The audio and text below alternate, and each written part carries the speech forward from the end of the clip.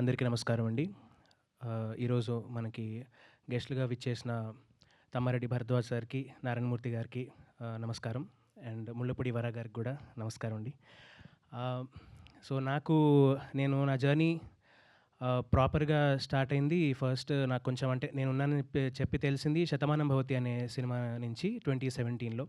So, అప్పుడు నేనెప్పుడు కంపోజర్స్‌కి పాడినా నాకొక అంటే నేనొక ఎక్స్‌పీరియన్స్ గమనించేవాడిని.